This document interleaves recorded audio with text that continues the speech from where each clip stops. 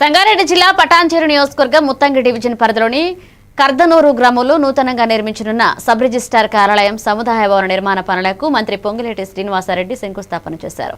ఇక ఆధునిక వసతులతో 3 ఎకరాల విస్తరణలో భవనాన్ని నిర్మిస్తున్నట్లుగా మంత్రి తెలిపారు. సామాన్య ప్రజలకు ఒక చట్టంగా భూభారతిని తీసుకురావడం జరిగిందన్నారు. ఇక రాష్ట్ర కార్మిక శాఖ మంత్రి గడ్డం వివేక్, ఎమ్మెల్సీ అంజరెడ్డి, కార్పొరేషన్ చైర్మన్లు నిర్మలా జగ్గారెడ్డి, ఫహీం, రిజిస్ట్రేషన్ స్టాంప్స్ ప్రత్యేక కార్యదర్శి రాజీవ్ గాంధీ, హనుమంతు, ఇక వివిధ శాఖల అధికారులు పాల్గొన్నారు.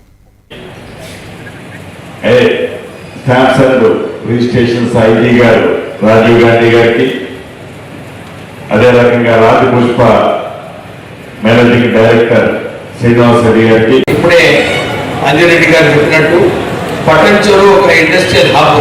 మన తెలంగాణ ప్రాంతంలో అన్నిటికన్నా పెద్ద ఇండస్ట్రియల్ ఏరియా అంటే మన పటాన్చెరు. నేను 1986లో మా ఫస్ట్ ఫ్యాక్టరీ ఇక్కడ పటాన్చెరు ఎలమలలో స్థాపించడం జరిగింది. ఆ రోజులలో రోజు వచ్చేవాడిని సంగారెడ్డికి, ఏదో ఒక డిస్ప్యూట్ ఉండే ల్యాండ్లో రోజు కూడా వచ్చి సంగారెడ్డి కోర్టు చుట్టూ తిరిగేవాడిని. సో ఈరోజు సంతోషమైన విషయం ఏంటంటే ఈ రిజిస్ట్రేషన్ ఆఫీస్ ఇక్కడ పెడుతున్నారు.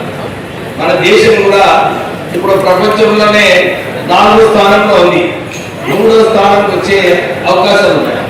సో అక్కడ డావోస్లో మాట్లాడేటప్పుడు అందరూ కూడా ఇదే చెప్పినారు, ఈ దేశం ముందుకు వెళ్ళాలంటే మనం ఈ ల్యాండ్ తగాదాలు, ఈ భూ తగాదాలు ఏదైతే ఉన్నాయో ఈ తగాదాలు తక్కువ చేసే అవసరం ఉంది భారతదేశంకి అని చెప్పి అందరూ కూడా సూచన ఇచ్చినారు. దాని ప్రకారంగానే మీ అందరికీ తెలుసు, టీఆర్ఎస్ ప్రభుత్వంలో ధరణి ఎప్పుడైతే ప్రారంభించారో, ధరణి ప్రారంభించిన తర్వాత అక్కడ చాలా ప్రొహిబిషన్